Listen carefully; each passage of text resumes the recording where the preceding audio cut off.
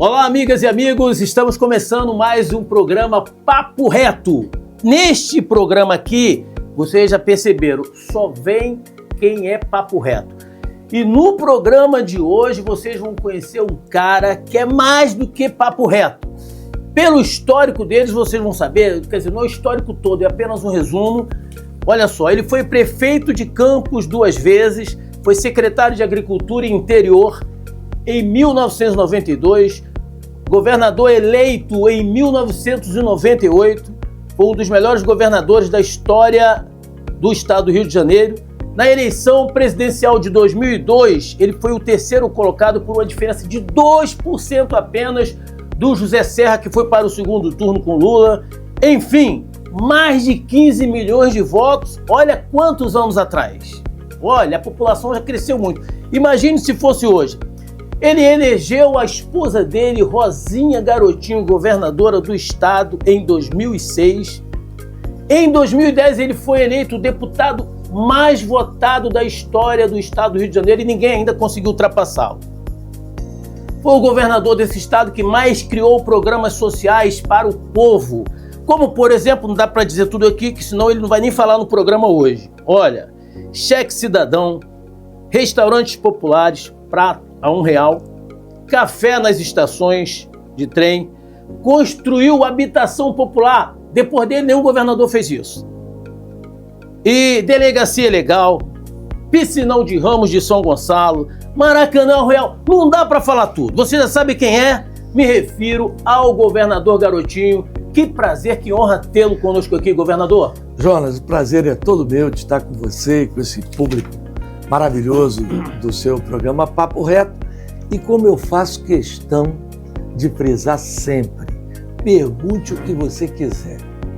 Eu estou na vida pública e quem está na vida pública não pode se negar a responder a nenhum tipo de pergunta sobre qualquer assunto. Então, aquilo que você quiser, pode perguntar. Que bom, porque tem pessoas, políticos, que nós vamos fazer um programa... Não, peraí. Tem como me dar as perguntas antes? Não tem como. Mas ainda bem que você é o governador Garotinho, por isso que você tem essa história linda e já não atua, se eu não me engano, em mandato eletivo mais ou menos tem uns 10 anos? A última vez que eu disputei eleição, né, que me deixaram disputar e que eu venci foi em 2010. Deputado federal mais votado da história. Que eu fiz com aproximadamente 700 mil votos, né?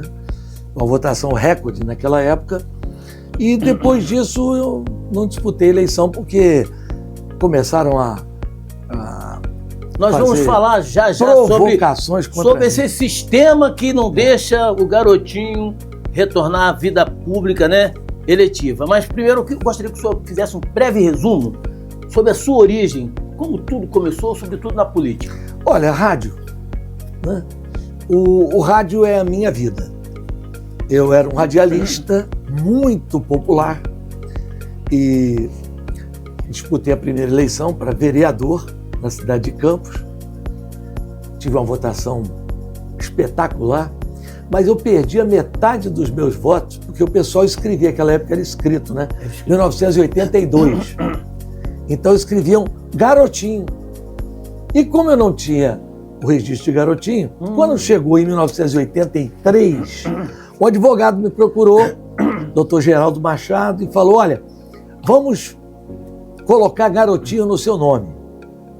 E eu fui um dos primeiros casos, muito antes desses políticos famosos, Lula e tal, a trocar os documentos. Se você for olhar o meu documento, até trouxe um aqui que está no meu bolso, você vai ver que minha identidade, carteira de trabalho, eu acho que eu tenho minha identidade aqui.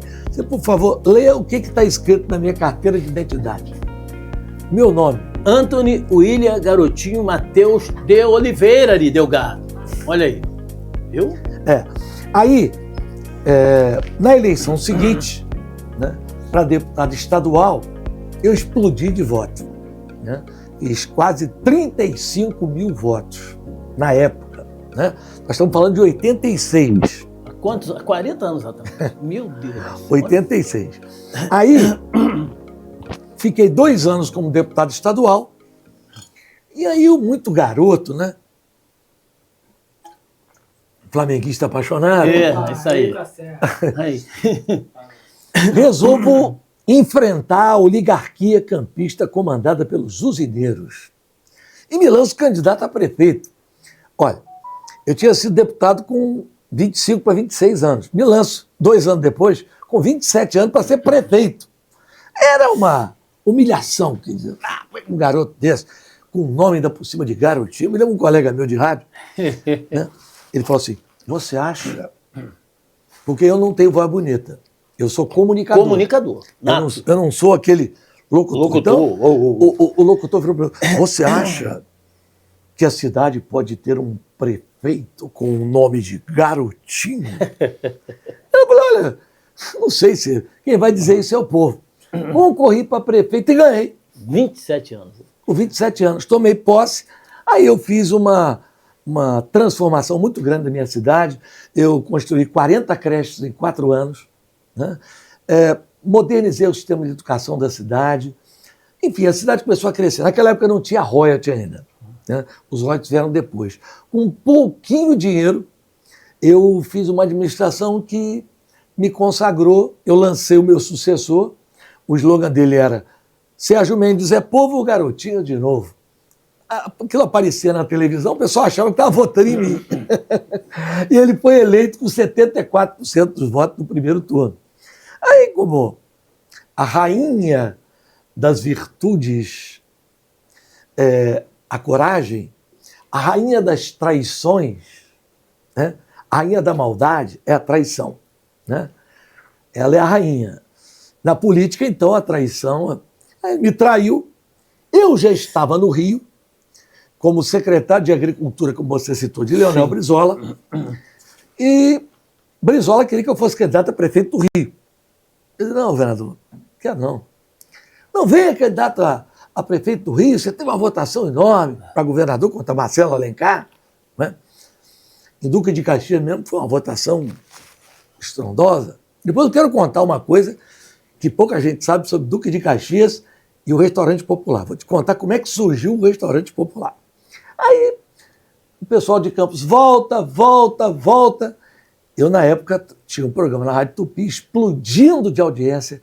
Eu não ganhei tanto dinheiro na minha vida, porque eu tinha a conta das sendas, do Açúcar União, farinha de trigo Boa Sorte, dos produtos Embeleze. Eu ganhava de comissão, naquela época, quase R$200 mil, naquela época, você imagina. Só eu não tinha salário da Rádio Tupi. A rádio me pagava 20% de comissão e mais 20% para que eu fizesse o meu trabalho. Então eu ganhava 20 sobre 20, que não é 40, é 36. 36%. Não, é porque é um em cima do outro. Então era 36%. E aí estava levando a vida tranquila, até que eu tive que largar tudo, né, e ir para Campos ser candidato a prefeito. Na última semana, eu ganhei a eleição com 72%. 72%. Olha. Então, você me pergunta, o rádio foi tudo para mim. Porque em Campos eu comecei no rádio. Quando terminou meu primeiro mandato de prefeito, eu vim trabalhar na Rádio Tupi. Lancei um estilo de programa onde eu falava com as pessoas, conversava. Ao invés de ser aquele programa que você faz para o público, eu fazia um programa com o público, dando receita, conversando com a dona de casa, né? A Caravana da Saudade, que era um quadro muito assim, querido. Enfim, foi um momento muito legal. Mas o rádio, ele percorre toda a minha vida. Comecei no rádio bem novinho. Eu tenho minha carteira de trabalho assinada como radialista. Né? Vou me aposentar agora, que eu fiz 65 anos. Abri mão da minha aposentadoria de governador, não recebo. Vou receber agora como radialista. Programa Papo Reto, hoje recebendo a visita do ex-governador Garotinho, e aqui você vai saber de muitos detalhes. Então, já falei sobre o currículo dele, ele começou a contar da origem dele, que a gente era interessante saber disso. Agora, ele teve uma vida política muito vitoriosa, porém conturbada, né? Muito conturbada. O que o senhor atribui à vitória, a gente já sabe, o sucesso. O que levou nessa tribulação toda que o senhor passou, por causa de todos os benefícios que o senhor trouxe para o povo, Não. o senhor até ser preso 2 vezes? Não, 4 vezes. 4 vezes? 4 vezes. Mas somando as 4 vezes, dá 29 dias. Era tão ridículo o que se fazia comigo que eu era preso de manhã e soltava à noite. Ou era preso à noite e era solto todo dia de manhã. Porque, na verdade, todas as minhas prisões foram consequência da denúncia que eu fiz em 2012, como deputado federal, à Procuradoria-Geral da República, em Brasília, ao procurador Rodrigo Janot, contra a organização criminosa que estava instalada no Rio de Janeiro, liderada por Sérgio Cabral. Então, ali, além do Sérgio Cabral e os seus secretários, tinha o prefeito do Rio, Eduardo Paes, tinha o presidente da Alerj, falecido Jorge Pisciani, o outro presidente da Alerj, Paulo Melo, o chefe do Ministério Público do Rio de Janeiro, que acabou sendo preso, Cláudio Lopes, e gente poderosa da justiça. Né? Tudo foi apurado e todo mundo foi punido, menos o cidadão do judiciário, que aí, quando viu que a coisa ia chegar nele, montou um grupo para ir em cima de mim e começaram a me prender porque, supostamente, eu teria dado cheque cidadão em troca de voto. Eu teria usado o programa social para comprar voto. Não fui acusado de roubar nada, não. Entendeu? Em Campos, né? Em Campos. Em Campos, em Campos. No Estado não tinha problema nenhum. Isso. Entendeu? Aí era aquele negócio. Quando você briga com quem tem muito poder, né? Eu posso dizer a você que eu briguei contra o sistema do Rio. Né? Um sistema que está de volta. Infelizmente, eu consegui dar uma limpada, tirando esse pessoal do controle do Estado, que era máfia. Eu vou contar uma história. Quando eu ganhei a eleição, eu fui da casa do Brizola com a Rosinha, para a gente bater um papo, conversar. O Brizola abriu a garrafa de vinho, gaúcho, né? Gostava do vinho ele, né? Botou uma costelinha daquele jeito na mesa. E disse, olha, garotinho, deixa eu te falar uma coisa. Tu é muito novo, né? 38 anos. Governador do Estado. O Rio você não pode brigar com todas as máfias de uma vez. O Rio é governado por máfias. Que conselho, hein? Aí eu falei, mas... Ele disse, olha, vamos lá. A máfia do judiciário, controlado por uma família, papapá, papapá. A máfia dos ônibus, comandada pelo Barata e pelo Lavoura. A máfia do jogo, comandada pelo Anísio, pelo fulano, pelo Beltrano. A máfia da polícia, que tem lá aqueles homens, né, que montaram um grupo de extermínio. E foi falando das máfias. Né? Ele disse, o meu erro foi ter brigado com várias delas, inclusive com a máfia da mídia. O Brizola dizia, a Globo, ela destrói. Eu não tive como não brigar com a Globo. Não fui eu que procurei brigar com a Globo. Com, assim, 2 ou 3 meses de governo, o presidente do Detran, à época, o doutor Eduardo Schwai, que era um militar corretíssimo, que foi chefe da Casa Militar de João Goulart, né, ex-presidente da República, me telefona e diz, governador, estamos com problema. E o que é? É que todos os carros do Estado, os seguros são feitos pela mesma empresa. E o Tribunal de Contas mandou licitar. Eu falei, então o senhor licita. O problema é que é a Roma. Olha, é do Papa? Disse, não, é do Roberto Marinho. Caramba! Roma? Roma Seguradora. Roberto Marinho. Eu falei, é mesmo? É. E todos os carros, o seguro é o mesmo. Eu falei, bom, licita. Ganhou a empresa com menos da metade do preço. Aí eles começaram a ficar incomodados, né? Esse garotinho ia atrapalhar aí a nossa vida. Quando chega quase no final do ano, eu ligo para o secretário de Educação, professor Ézio Cordeiro, que tinha sido reitor da UERJ, homem muito culto, muito preparado. Governador, preciso despachar com o senhor aí, pessoalmente. Problema sério. Eu digo, mas o que está vendo? Não, não dá para falar por telefone, preciso ir aí. Tá bom, professor. Olha, olha isso aqui. Isso aqui é o contrato do telecurso 2º grau. Eu digo, mas isso não é feito pelo Viva Rio? Não, o Viva Rio, como é uma organização social, a gente repassa o dinheiro para eles. E o dinheiro todo é repassado do Viva Rio para a Fundação Roberto Marinho. Telecurso 2º grau da Fundação Roberto Marinho. Eles tinham 1.000 e poucas salas de aula.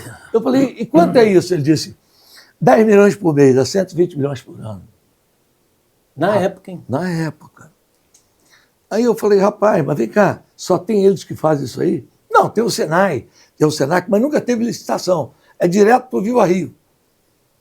Eu digo, faz uma tomadinha de preço aí para ver como é que é, para a gente fazer uma licitação aí. Fizemos uma licitação, ganhou o Senai com a metade do preço. Aí a Globo declarou guerra. Aí, entendeu? A ordem nas redações era tudo de bom que ele fizer e coloca governo do Estado. Não põe o nome dele. E tudo de ruim coloca garotinho.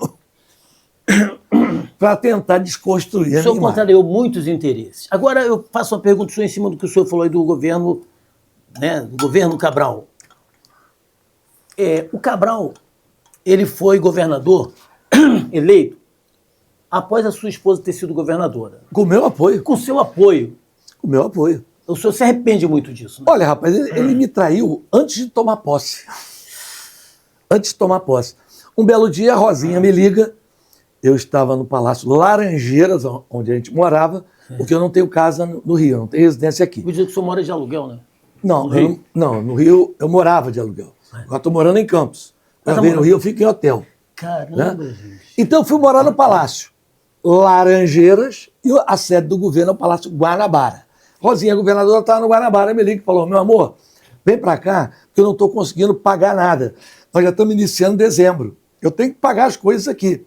O que está vendo? Então vem para cá para você ver. Cheguei lá, ela não conseguia empenhar e nem conseguia pagar. Eu liguei para o secretário de Planejamento e falei, ô Flávio, você está onde? Ah, eu estou na Secretaria de Planejamento. O que está vendo aí que a Rosinha não está conseguindo entrar, a senha não está batendo? Ô, governador, o negócio é o seguinte, chama o Barbosa. O que é Barbosa? Barbosa é o secretário de Fazenda. Eu prefiro falar com o senhor junto com o Barbosa. Ah, tá bom. Ela não está conseguindo empenhar, que era com ele, e nem pagar, que era com o outro. Chamei os dois. Aí sentamos, eu, Rosinha, o secretário de Fazenda, o secretário de Planejamento e Controle. Eu falei, o que há? Ele disse, olha, o Pezão ligou para a gente, chamou a gente para uma reunião e disse que o Cabral mandou pedir para não pagar mais nada até o final do ano, para deixar que ele faça um acerto com os fornecedores. Vocês estão ficando doidos? Estão ficando malucos? Um monte de coisa aqui que vai jogar lá na lei de responsabilidade fiscal. Você conhece a lei, ô Flávio? Que negócio é esse? Eu disse, é por isso que... Eu falei, não, olha, vocês estão muito errados. O Pezão fez isso? Fez. Espera um pouquinho. Toquei o dedo no telefone, liguei para o Pezão. Você está onde? Estou em São Conrado. Vem para cá. Está onde? Estou no Guanabara. E quando o Pezão entrou no gabinete, viu nós 4 sentados na mesa, ele é feio, ficou mais feio ainda. Né? Ele ficou com aquela cara tonta. Né? Eu falei, senta aí, senta aí. É muito feio mesmo. Senta aí. Rapaz, os meninos estão me contando uma história aqui. Que negócio é esse, rapaz? Não é bem assim. Eu falo, ó, foi assim.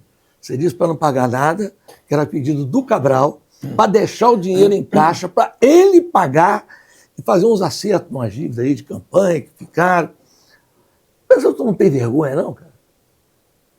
Não tem. O Cabral não queria você de vice de jeito nenhum. Foi indicação sua também, né? Sim, não. Ele dizia, sabe o que para mim? Pô, aquele cara é muito feio.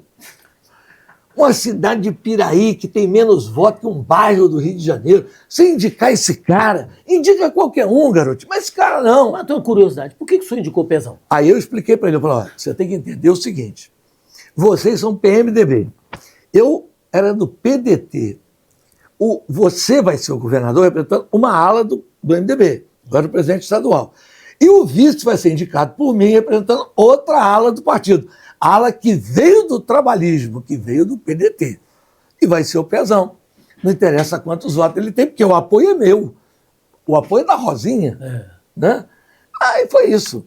Aí, a partir daí, a coisa degringolou, né? A coisa ficou feia. Programa Papo Reto, hoje aqui no Papo Mais do que Reto, com o ex-governador Garotinho. Mas posso contar uma história antes? De Caxias? De Caxias. Aquela? Pode contar. Olha, um dos programas que eu fiquei assim, muito feliz de ter implantado foi o Restaurante Popular. E como é que nasceu o Restaurante Popular? Eu estava no Parque São Bento, fazendo corpo a corpo, entregando papelzinho. Veio um garoto de bicicleta, para perto de mim e disse assim, o bispo quer falar com o senhor. Eu falei, o bispo? Que bispo? Não, o bispo. Eu falei, continuei na mesma, não tem nada, disse assim, não. Dom Mauro. Dom Mauro Morelli, saudoso.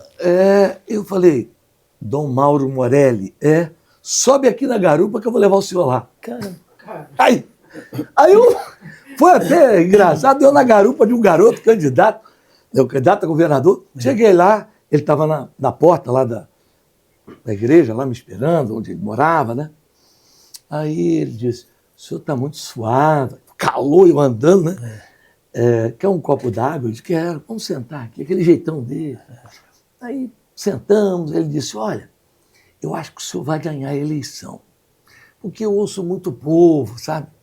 E eu vejo muitas senhoras falando que ouvem seu programa, que o senhor é um rapaz muito bom, que ajuda os pobres. Eu falei, ele disse, você sabe como é que eu vejo o céu? Eu falei, vou ficar quieto para não falar alguma coisa errada aqui. Ele disse assim, olha, o céu para mim é uma grande mesa e Deus sentado comendo com todos os seus filhos. E falou uma frase que nunca saiu da minha cabeça. A fome não é de Deus. Então, se você puder, dá um jeito lá e faz um restaurante com comida baratinha para os pobres. É o único pedido que eu tenho para te fazer. Cadê que homem bom, né? Que coisa, né? Eu fiz o primeiro restaurante na Central do Brasil. Quis botar o nome dele, mas não podia porque ele era vivo. Ele foi na inauguração, tem foto com ele. E aí ele virou para mim, alguns dias antes de inaugurar, quando deu a confusão, que não podia ser o nome dele, ele falou assim, bota do Betinho. Porque o Betinho fazia aquela campanha, né? Natal sem fome. Eu achava aquilo muito estranho, porque o sujeito não tem fome só no Natal. Só uma vez por ano? Pô. O meu restaurante abria todo dia. Né? Então, assim, eu tenho muito carinho por Caxias. Caxias sempre recebeu muito bem. Né? Eu fiz obras importantes, falou de habitação, aquela comunidade que tinha bem na entrada. Vila Ideal, Vila Nova. Vila Ideal, Vila Nova. Ali. Isso. Chamado também de Favela do Lixão, um trecho ali. Isso. Eu fiz aqueles apartamentos. Eu construí quase 2.000 casas no Trevo das Missões. É outra história interessante. Eu estou vindo de helicóptero, passando, aí vejo uma... Descampado, né? Um monte de gente, barraco. Aí eu falei, o que é isso aí? Aí o piloto, comandante Maia, disse, não, isso aí é uma invasão. Uma invasão aí. Aí eu falei, vamos descer. Aí eu de jeito nenhum. Eu estou aqui para zelar pela sua segurança. E se descer aí vai ser pior para mim. Porque como é que eu vou garantir? Eu falei, rapaz, deixa comigo, vamos descer aí. Aí o cara foi baixando, falei, tem um campinho de futebol ali no meio. Aí o helicóptero desceu, parou ali, eu abri a porta, desci, fiquei olhando, aí logo apareceu um sujeito levantou a mão. Pai do senhor, governador! Eu já estou em casa. Está em casa, Eu falei, o que é isso aqui? Não, isso aqui é uma invasão, porque prometeram a gente que iam construir casa para a gente, mas nunca construíram nada. E nós estamos sendo enrolados. Eu falei, cá, tem um lugar para a gente fazer uma reunião aqui? Ele disse, tem. Deixa eu ver se o pastor está aí. Aí me levaram numa Assembleia de Deus, que era feita toda de madeira com plástico preto, uma bateria que só tinha 2 pratos e um bumbo, uns banquinhos. No meio lá do assentamento tinha 1000 barracos, né, de plástico. Naquilo. Aí começou a juntar gente, começou a correr a história, o garotinho tá aí, o garotinho tá aí. Aí eu subi no banquinho, perguntei, escuta, quem é o presidente desse negócio aqui? Aí levantou a mão, dona Iolanda, mora lá até hoje. Iolanda. Dona Iolanda. Verdade. Minha ouvinte fiel de rádio.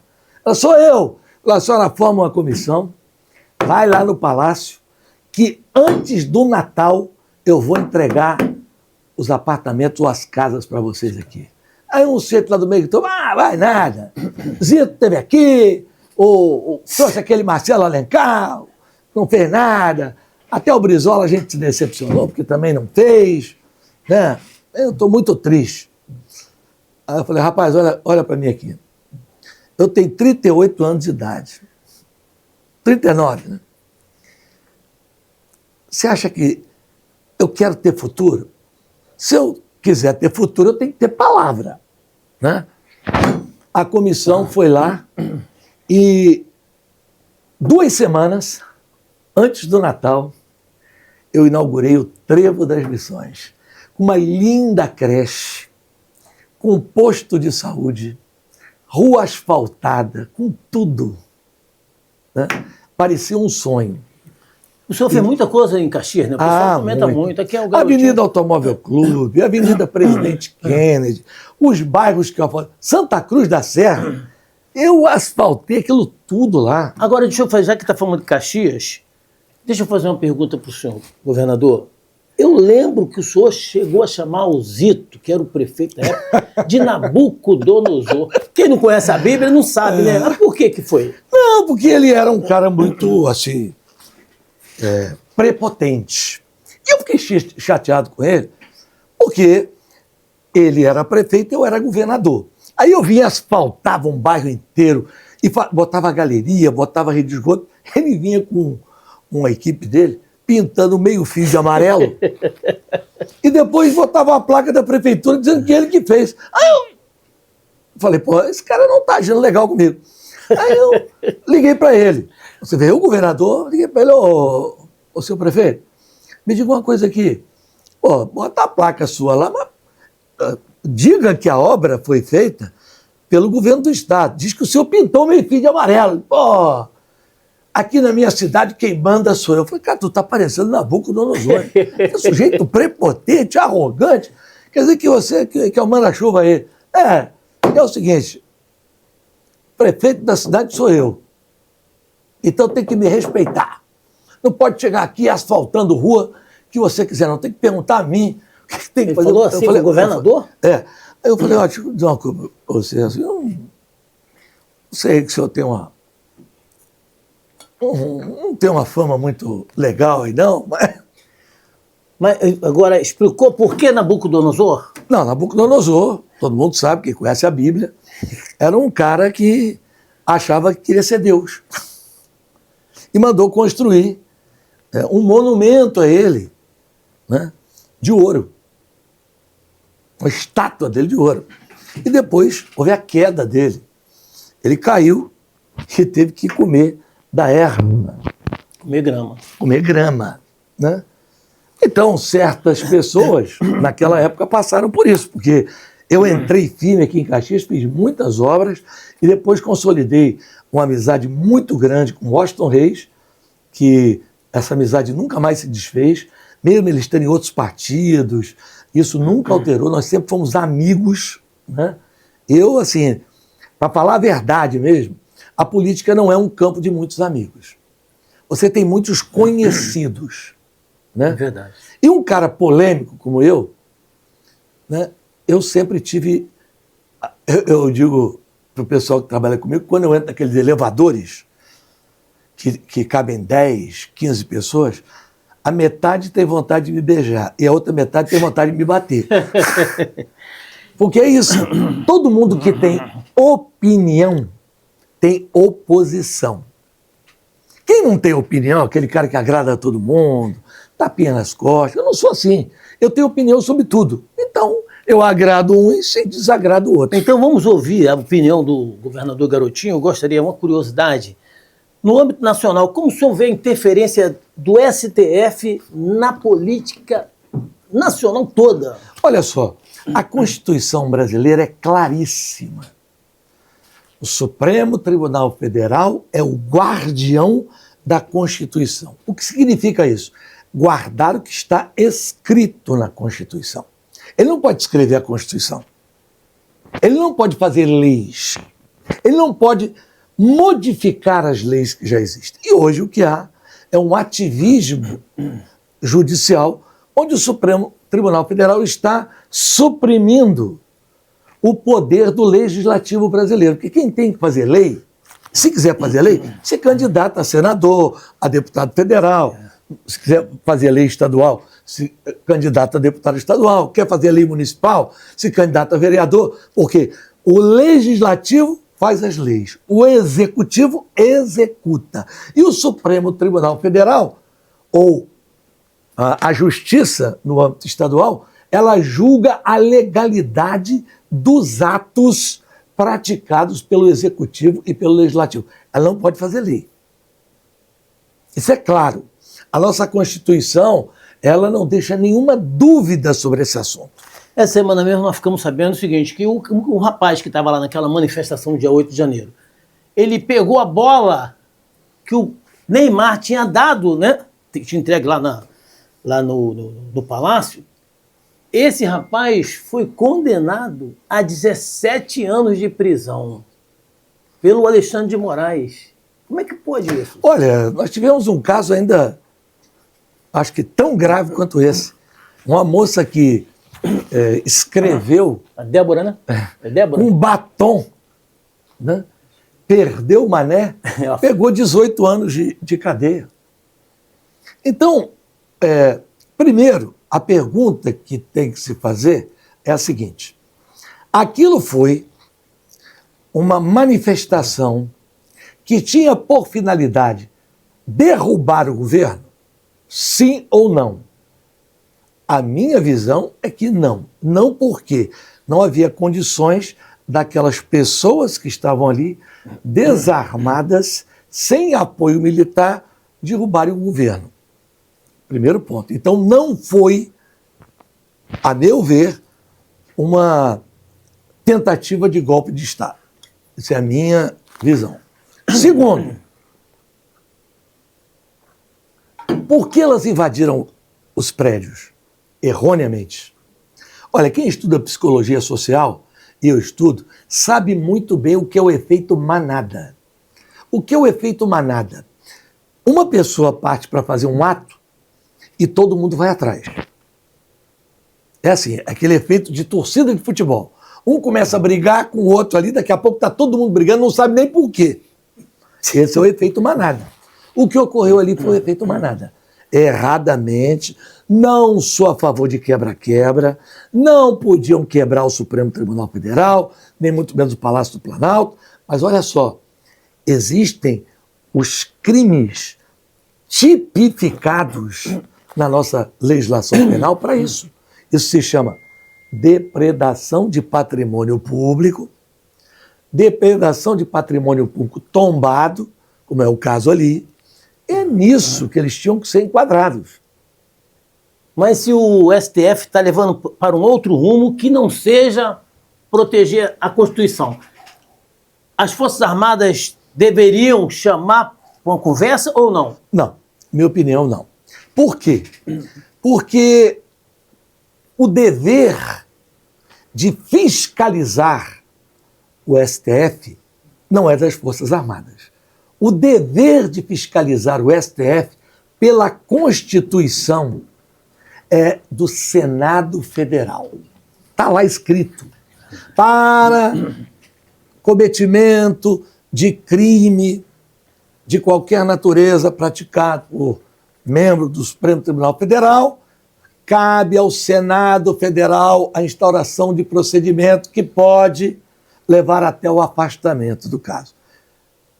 O nosso Senado não faz.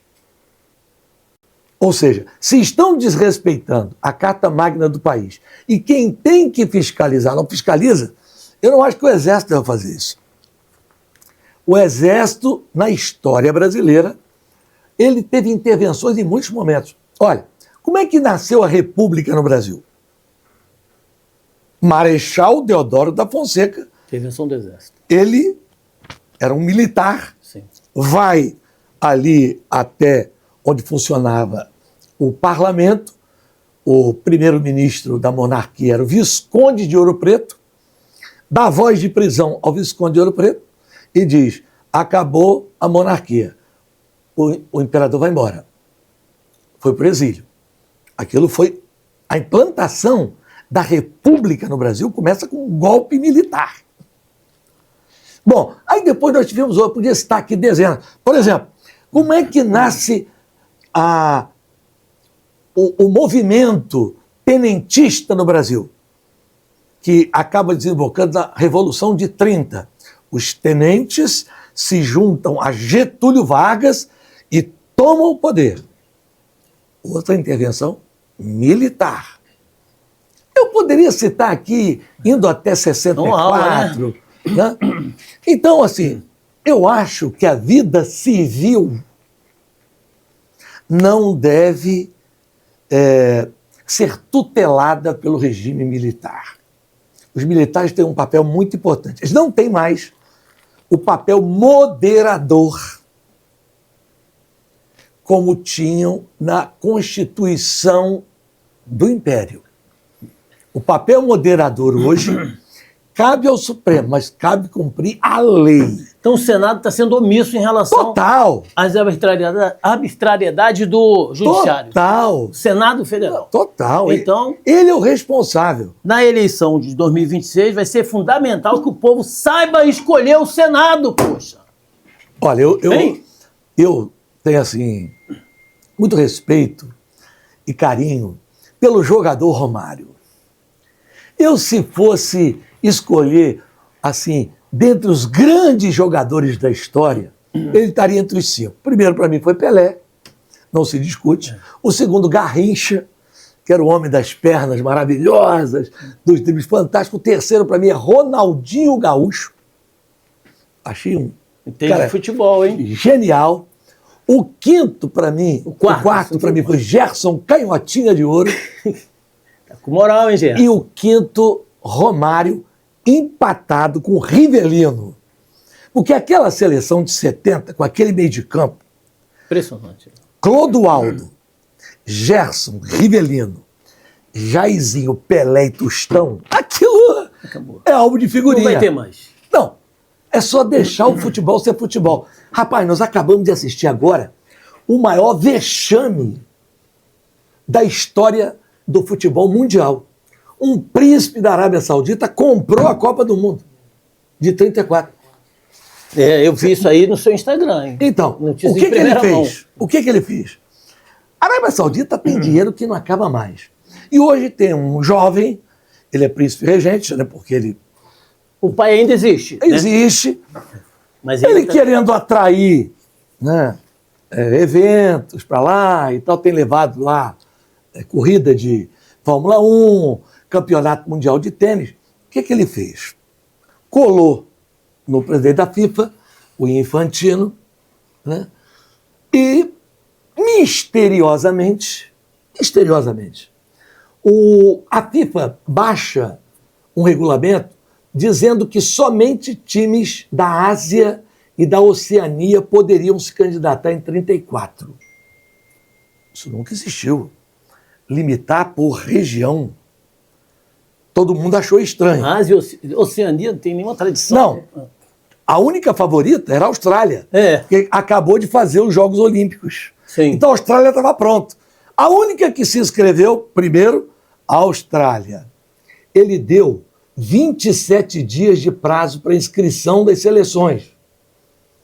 Só se inscreveu Austrália e Arábia Saudita. A Austrália começou a ser pressionada. No dia final, no último dia, olha, o prazo normal é 6 meses, ele deu 27 dias. Já começou por aí. Aí a Austrália desiste. Ele, ao invés de submeter à votação das confederações, CBF, a CONCACAF, a escolha da próxima sede, ele proclamou por aclamação a Arábia Saudita como sede. Mas antes disso, um canal de streaming chamado DAZN compra os direitos de transmissão da Copa do Mundo de Clubes por $1 bilhão. A FIFA. Mas todo mundo com a DAZN está quebrada. Como é que vai pagar isso? 15 dias depois, o FIP, Fundo Internacional de Petróleo da Arábia Saudita, compra 10% da DAZN por $1 bilhão. 10%? Da DAZN. Aí, a DAZN tem o direito de concessão de transmissão dos jogos da Copa Mundial de Clubes. Sabe o que ela faz? Ela dá o direito de todas as emissoras transmitirem de graça. Ao invés de vender, você vê que no Brasil a Cazé está transmitindo, a Globo, a ESPN, todo mundo, o mundo inteiro. O The Guardian, que é um jornal famoso da Inglaterra, disse assim, até agora não conseguimos entender um milagre da DAZN. Um negócio de ouro, ela dá de graça. O Le Monde, que é um jornal francês importante, diz assim, é totalmente suspeito o procedimento adotado pela FIFA para levar a Copa do Mundo de 2034 para a Arábia Saudita. Mas, quando ele faz a concessão dos direitos de transmissão gratuitos para o mundo inteiro, a Globo não está pagando nada, a Cazé não está pagando nada, mas tem algumas condições. Não pode falar mal da organização, ou seja, não pode falar mal da FIFA, não pode dizer que teve jogo encomendado, ou seja, tudo, não pode falar mal da escolha de 2034 da FIFA, ninguém fala, só eu que falo. É isso que eu ia falar aqui, os grandes programas de esporte a nível nacional, eu não ouvi ninguém falar, eu já ouvi o governador Garotinho nas redes sociais, em algum podcast que o senhor tem participado. Bin Salman. Como é que o senhor sabe de tudo isso? Olha, eu tenho, assim, segundo um adversário político meu aí, ele disse o seguinte, rapaz, esse garotinho, ele entrou para a política por acaso. Eu acho que o sonho dele é ser polícia.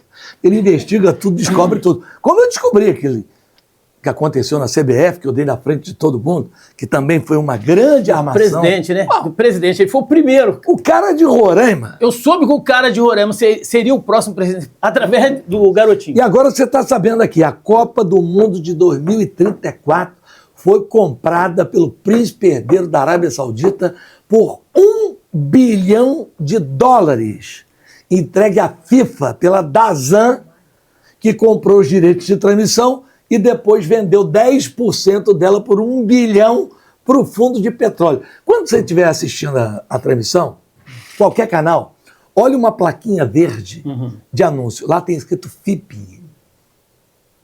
Ninguém sabe o que é FIP. Agora, é o Fundo Internacional de Petróleo da Arábia Saudita. Agora, aqui no programa Papo Reto, hoje recebendo um dos caras mais verdadeiros do estado do Rio de Janeiro.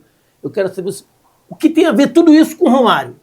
Não, eu ia dizer, eu gosto muito dele, né? Mas assim, votar no Romário para senador é jogar o voto fora.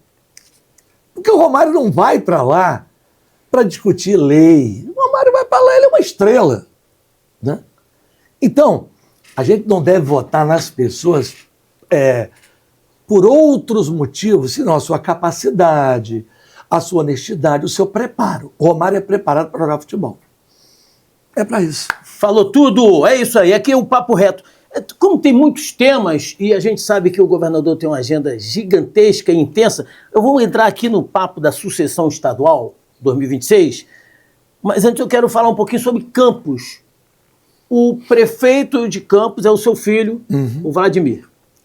Ganhou a eleição, evidentemente. O primeiro mandato, com certeza, foi por causa do nome Garotinho nas costas, Rosinha. A gente sabe tudo que vocês já fizeram em Campos, no estado do Rio de Janeiro. E ele ganhou agora a reeleição, bem avaliado, 70% dos votos. E tinha um adversário lá, que hoje é um cara poderoso no estado, que é o Bacelar, e que fez tudo para derrotar o Vladimir. Foi derrotado de maneira fragorosa, feio. E esse Bacelar agora foi apontado pelo Cláudio Castro como sucessor dele, o candidato de toda a máquina do estado. Se ele não ganhou Campos, como é que o senhor acha que ele vai conseguir aqui no estado do Rio de Janeiro ganhar a eleição? Eu não acho que ele vai ser candidato, para início de conversa. Você vai ver o que vai acontecer nos próximos meses aqui no estado, aí você vai dizer, poxa, o Garotinho falou isso lá atrás. Ele não vai ser candidato. Pode anotar aqui o que eu estou dizendo para você. A questão estadual, hoje, coloca-se da seguinte forma. Nós temos, de um lado, o Cláudio Castro com o seu candidato, Rodrigo Bacelar, que é o pagamento que ele está fazendo ao Bacelar pelo mandato que ele teve. Porque o Bacelar foi o relator do processo de impeachment do Witzel. Foi ele que assinou. Então agora o Cláudio Castro está pagando a ele, tentando dar a ele o mandato que ele não terá, porque ele não será candidato. Pode anotar. Tá gravado. Tá gravado. Pode ir, depois você pode cobrar de mim. Nem ele, nem Cláudio Castro, nenhum dos dois. E do outro lado, nós temos ali o prefeito do Rio, Eduardo Paes. O Eduardo Paes tenta se livrar da marca do Cabral na vida dele. Diferente de mim, que tive relação com o Cabral, eu fui presidente do PMDB, mas eu nunca tive relação pessoal. Ele tinha relação pessoal. Naquele evento, na farra dos guardanapos, o Eduardo Paes ele estava lá também, né? Nas eleições do Eduardo Paes para a Prefeitura do Rio, ele publicamente agradecia a Sérgio Cabral pela eleição dele. Ele é um cabralista. Ô Eduardo, cabralista é assim. Então, eu acho que nós precisamos, o Estado precisa criar uma terceira via. Nós não podemos continuar com essas duas opções que são, na minha opinião, mais do mesmo que está levando o Rio para o buraco. Eu quero dizer a você, de Cabral para cá, o Rio só está piorando. Piorou a segurança, piorou a saúde, piorou a educação. E, além de piorar a qualidade dos serviços, o que é mais grave? A corrupção. Eu, outro dia, falei com um amigo meu, ele deu risada, mas é verdade. O Cláudio Castro, o governo está tão desmoralizado que ele está até conseguindo levantar um pouquinho o Sérgio Cabral. É tanta sujeira na educação, é tanta sujeira. Na educação, Secretaria de Educação, secretária de Educação é de Caxias, professora Roberta. Ela não manda nada. Eu tenho pena até da Roberta, ela não manda nada. Quem manda lá é a subsecretária, que é de Campos, que é indicada pelo Rodrigo Bacelar. Olha aí. Joilson Abreu. E o operador da secretaria chama-se Guilherme Abreu, filho da subsecretária. De Campos também? De Campos. O apelido dele em Campos é Guilherme Bocão. Você imagina. Ele é o cara que compra livro superfaturado, botou um sistema de ar refrigerado. Olha, é uma bandalheira.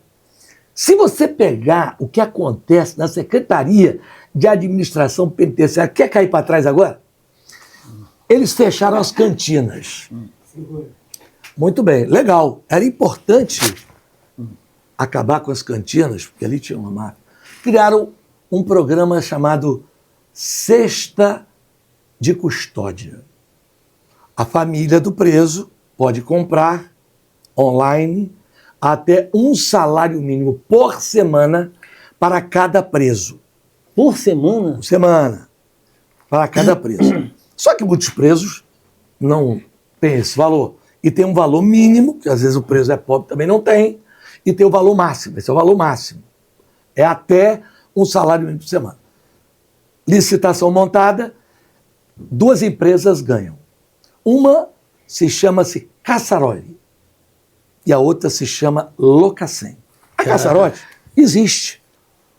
Você pode entrar, joga aí, quem quiser agora. Cestas online. Na hora que você entrar, vai aparecer as 2 empresas. Dependendo do nome do preso que você digitar, já vai dizer para qual presídio a empresa tem que entregar. Né? E aí vai a cesta. Você pode comprar arroz, feijão, o que você quiser para enviar para lá. Na outra empresa também tem tudo lá. Aí eu desconfio, falei, de onde vem essa Locacem? Aí fui procurar. Primeiro eu procurei a sede da empresa. Caiu numa casinha aqui em Caxias, com um telhadinho de amianto. Em Caxias? Rapaz, calma. Calma que o pior não chegou ainda. Aí eu olhei e falei, rapaz, onde é isso? Bairro do Pilar. Bairro do Pilar. Aí eu olhei. Vamos ver agora, isso aqui é a sede da empresa. A empresa tem de capital social, no contrato social, 2 milhões de reais. E a sede da empresa é numa casinha. Né? Vamos ver agora onde é vamos dizer assim, o galpão da empresa, porque ela tem que fazer entrega. Você imagina, 50 mil presos o Estado tem, né?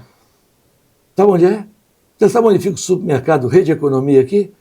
O galpão da empresa é o estacionamento do supermercado Economia. Rede Economia. No Pilar?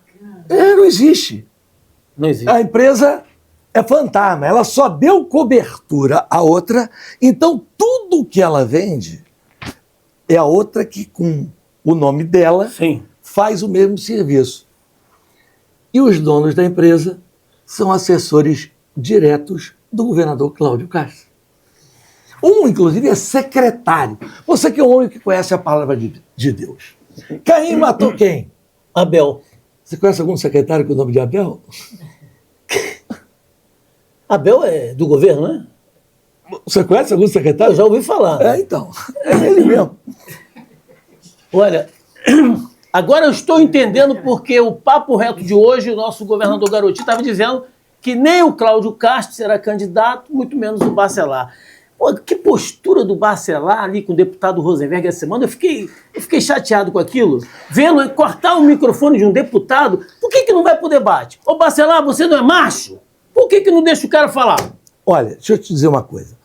Eu nunca estive, embora seja da mesma cidade, com o Rodrigo Bacelar pessoalmente.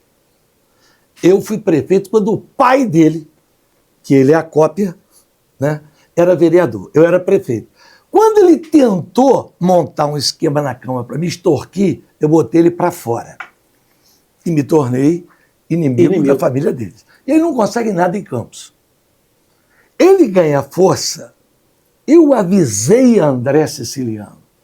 Quando eles queriam caçar o Witzel, eles montam a comissão do impeachment. Cláudio Castro negocia por trás para trair o Witzel, que estava enrolado mesmo, um monte de coisa errada, bota como relator Rodrigo Bacelar. Eu falei para ele, rapaz, você está criando uma jiboia. Não, tranquilo, cara. Assim, apita nada, teve 20 e poucos mil votos para se eleger deputado. Eu falei, rapaz, eu conheço a família. Eles chegaram ao ponto, Jonas, tem uma cidade ali pertinho de Campos chamada Cambuci. Conhecemos lá, fomos lá algumas vezes. Então, tinha um prefeito lá chamado Vavado, Oswaldo Botelho. Oswaldo Botelho começou a fazer umas coisas meio atrapalhadas, adoeceu. O pai do Rodrigo Bacelar chama ele e diz o seguinte, vai para casa e nós vamos tocar. Eles arrendaram a prefeitura por 150 mil. O prefeito ficava em casa, recebia... Tem o processo todo. Tem a operação da Polícia Federal lá. Tem o processo. Cambuci, meu Deus do céu. O prefeito ficava em casa, recebia 150 mil e quem tocava a prefeitura era Rodrigo Bacelar e essa turma que está com ele aí no estado. Tem um aí que está na Alerj, chamado Rui Bulhões, tem outro da família Thompson. Isso tudo estava lá metido desde o início em Cambuci, naquela safadeza toda lá. O Estado não pode continuar com essa gente. Está destruindo o nosso Estado. O presidente da Alerj, Bacelar, eu vi aí que eles estão querendo convocar o Washington Reis para fazer alguns depoimentos lá. Parece que a Secretaria de Transporte, então, não era da cota dele, né? Não. Porque com a Secretaria da cota dele, olha mesmo só, tendo corrupção, não foi chamado. Por exemplo, você perde. Não vamos nem entrar aí. Não vamos nem entrar. Eu vou te dizer, onde o Bacelar não tem ingerência? Na Secretaria de Transportes e na Secretaria de Administração Penitenciária. Esse é o Abel. Não esqueci, viu? Olha aí. O resto é tudo gente dele. Na CODIM, na Secretaria de Fazenda, no DETRAN, na Secretaria de Educação, é tudo. É tudo. O DR é um escândalo. É um escândalo. Agora, eu ontem publiquei, está dando uma polêmica tremenda no meu blog e na minha página na internet, Bravo. uma foto do Rodrigo Bacelar. Nessa foto ele aparece com um relógio Cartier no braço. Eu botei lá o preço do relógio. Eu tirei a foto do relógio, fui na loja, vi a mesma marca, R$ 46.800 o relógio. Ele está com um anel no dedo, e eu boto a setinha mostrando o anel, que é um anel da Bulgari. R$ 12.600 o anel. Bacelar é o presidente da Alerj. Sim. Que anda assim. Não, calma. Um cinto da Ferragamo. Ferragamo, eu não sei nem como é que fala esse troço. Custa R$ 3.600. Cinto? Um cinto. Pô, eu compro 50. Mas calma, somando os três, 46 mais 12 mais 3, deu quanto aí, Helena? R$ 63 mil. Bom, aí eu faço a seguinte pergunta. O cidadão ainda estava com um sapato social, que isso não deu para ver na foto, né? A camisa que ele usava, de um tecido finíssimo, com as iniciais dele, RD, bordadas. Também não botei o preço, mas calculei. Já estava em 63, sem sapato, sem a calça e sem a camisa. Tranquilamente, ia chegar a R$ 100 mil. Uma vestimenta. De um deputado que ganha 34. 34. Ele não come. Vem cá. Ele só compra roupa? Ele fica, se dá 100 mil, ele fica quase 3 meses sem utilizar o salário. Paga a prestação de 3 vezes. Querido, eu fico chateado das pessoas ainda entrarem para tentar justificar. Porque não é só isso. Ele comprou uma mansão em Teresópolis por R$ 4 milhões. Vale muito mais. Eu acho que vale 8. Porque eu consegui filmar com um drone. Ele diz que pagou 4. Para mim, aquilo vale 8. É um lugar inacessível. No alto, isolado de tudo. Mora em 2 coberturas na rua principal de Botafogo, na rua São Clemente, em frente à Prefeitura do Rio. 2 coberturas, uma interligada na outra. E diz que paga por aquele aluguel R$ 2.500. Das duas. Das duas. Ou seja, isso é fazer o quê? O povo de palhaço. O povo não é palhaço, Bacelar. Então, o povo do Rio de Janeiro tem que se levantar. O povo precisa pôr fim a esse tipo de coisa, porque o remédio que falta, a merenda que falta, a má qualidade do transporte, tudo que nós sentimos na pele no dia a dia, o policial que não tem equipamento direito para trabalhar, que não ganha direito, tudo isso é culpa da corrupção. Deixa eu aproveitar olhando, vou até tirar o óculos nessa tela aí. Onde é que estão os deputados da Alerj que se levantaram para exigir a presença do secretário de Transporte prestando o depoimento lá? Onde? Poubel, tem um corpão, né? Rodrigo Amorim, Oquinoproc, eu, Jonas Santana, que estou perguntando, cadê vocês? Vocês disseram que vocês estão aí para fiscalizar, vão fiscalizar a Secretaria de Transporte, vão fiscalizar os hospitais por aí, os médicos que não trabalham. Por que não fiscaliza o presidente da Alerj, o governo Cláudio Castro? Porque estão todos comprometidos. Olha só. A resposta é essa. A gente ficaria conversando com o nosso querido governador Garotinho aqui, porque ele dá aula, é um repórter investigativo internacional. Ô Jonas, e deixa eu dizer uma coisa para você. Eu estou dizendo aqui, e tudo que eu estou dizendo aqui, eu provo. Quando eu denunciei Cabral, eu posso pegar um papel? Pode, claro, aqui. Fica à vontade. Quando eu denunciei Cabral, eu dei entrada na Procuradoria-Geral da República, um documento com 2.000 páginas. Tudo tinha lá. Conta, barra de ouro, onde estava, enfim, tudo. Agora, no ano de 2022, né, completou 10 anos da minha denúncia.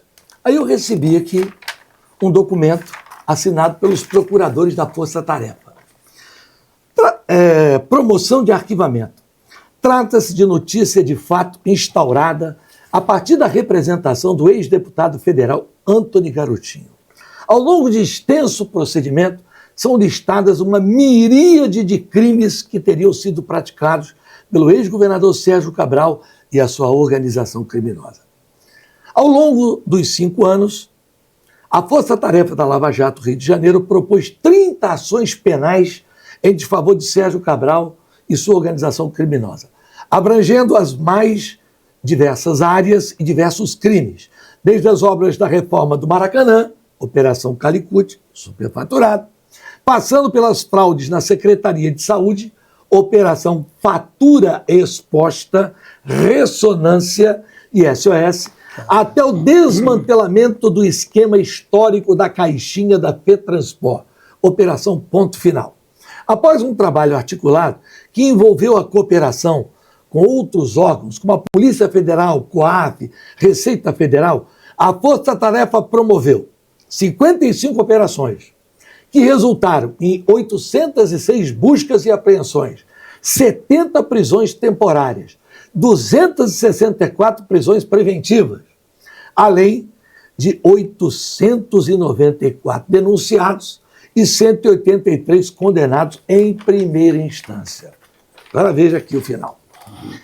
Várias dessas operações resultaram em acordos milionários, responsáveis pela devolução aos cofres públicos de 4 bilhões de reais. Foram devolvidos. Além de requerimento de reparação de ações penais que ultrapassa a casa de 12 bilhões de reais. Por outro lado, visto ao exposto, completando 10 anos, não vislumbrando mais qualquer utilidade do presente feito, que tramita há 10 anos, determina o seu arquivamento. Antes, porém, intime-se o representante para que apresente recurso no prazo de 10 dias. Eduardo Elage, Fabiana Schneider, Marisa Varoto, Rodrigo Timóteo, Stanley Valeriano e todos os procuradores, todos, perguntando, o senhor quer que continue? Caraca. Ou tá bom? Que a denúncia foi minha e a prova está aqui. O programa está perto de terminar, eu quero fazer uma pergunta do senhor. Mas deixa eu terminar. Não terminou? Vamos, bota para quebrar. Porque o Cabral agora está, né? Na época, eles estavam montando um esquema para tentar me convencer a não recorrer. Mandaram um advogado falar comigo. Eu falei para o advogado, rapaz, olha só, já infernizaram minha vida por causa disso, me prenderam minha mulher, fizeram a maior de covardia comigo. Mas, quer saber? Ele está condenado a 430 anos de cadeia. Eu já fiz a minha parte. Agora a justiça que faça dele. Não recorrer. Ele está solto aí. Mas está solto porque travaram a justiça, porque depois que ele viu que não tinha mais jeito, que ele confessou os crimes, ele faz uma delação entregando só gente grande. Dos mais poderosos do país. Aí começou a operação Solta Cabral. E ele teve em Caxias essa semana aí, hein? Ninguém fala com ele, caramba. Ele e o filho dele. O que eu queria te perguntar, para a gente finalizar, você não tem nenhum receio de ir para Campos? Porque, sinceramente, a gente sabe que o mundo é mau, né? Olha, deixa eu lhe falar.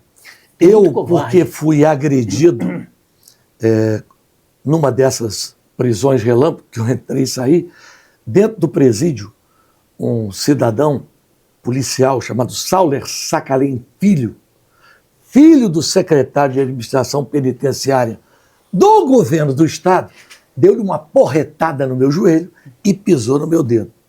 O Ministério Público abriu um processo contra ele por tortura. Ele está sendo processado. Eu não posso andar sozinho. Até gostaria. Mas o Ministério Público me disponibilizou viatura blindada e homens armados para me proteger. Não fui eu que pedi, não. Eu me andaria de cabeça aí, tranquilo.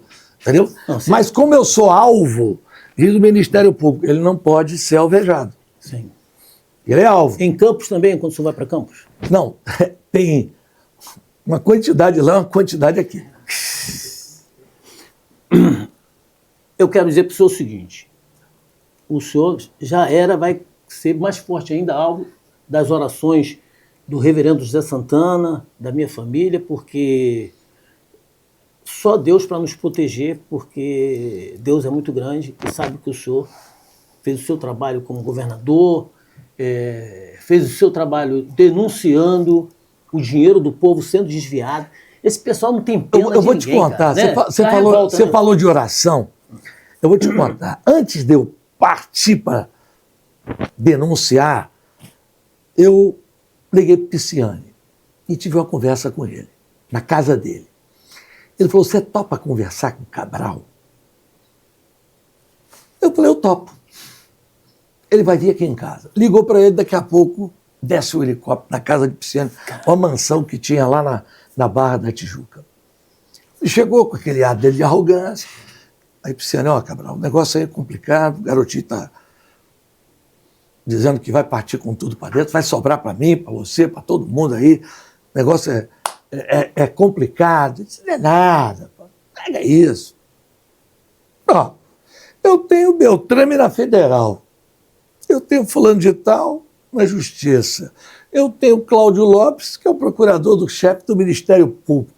Eu tenho vocês todos na Assembleia. Eu controlo a Polícia Civil. Quem vai fazer alguma coisa comigo? Cara, incrível, não? Aí eu falei, Cabral, olha só, você vai se dar mal.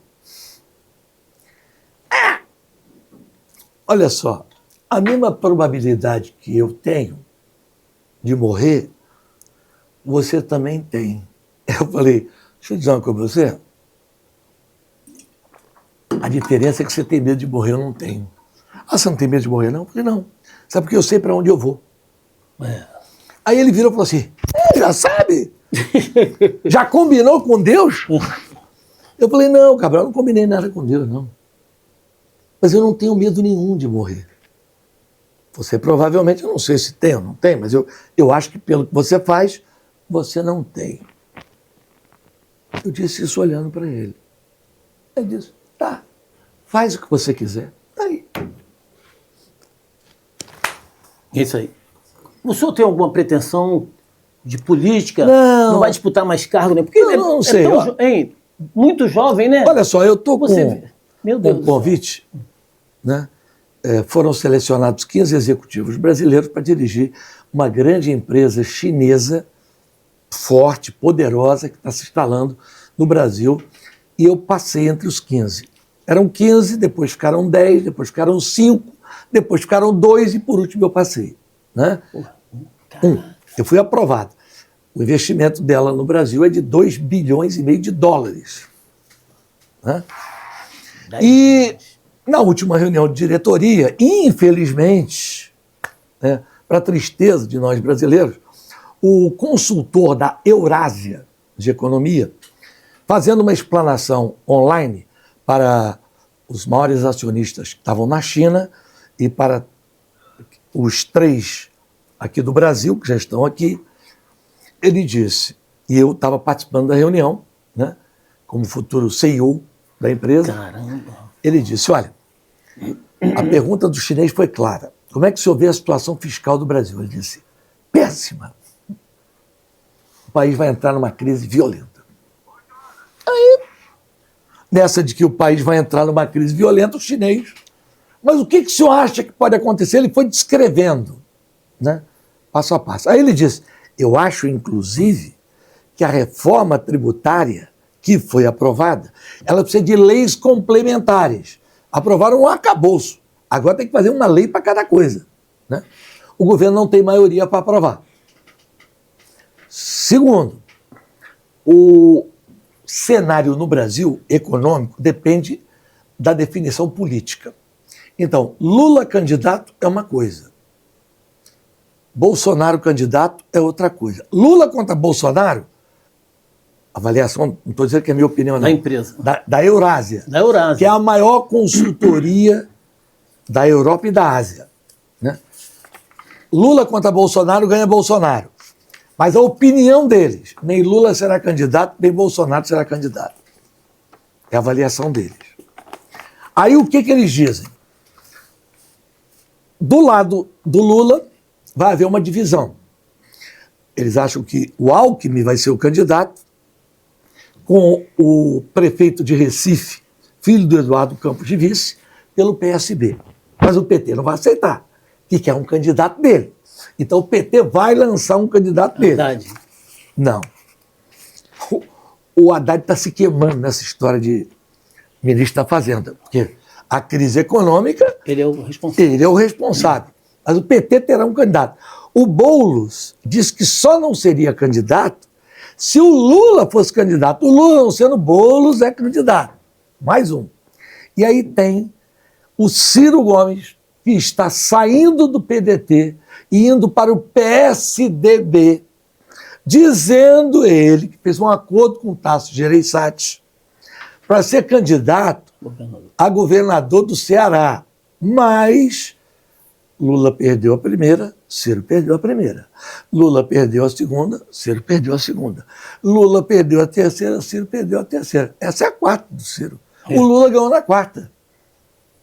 Então o Ciro também é candidato. E vai tirar voto desse lado.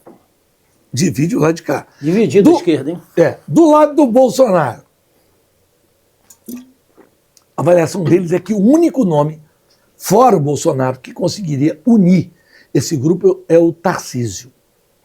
Se o Tarcísio não for o candidato, aí vem candidato o Ronaldo Caiado, aí vem candidato Eduardo Leite, que foi para o PSD.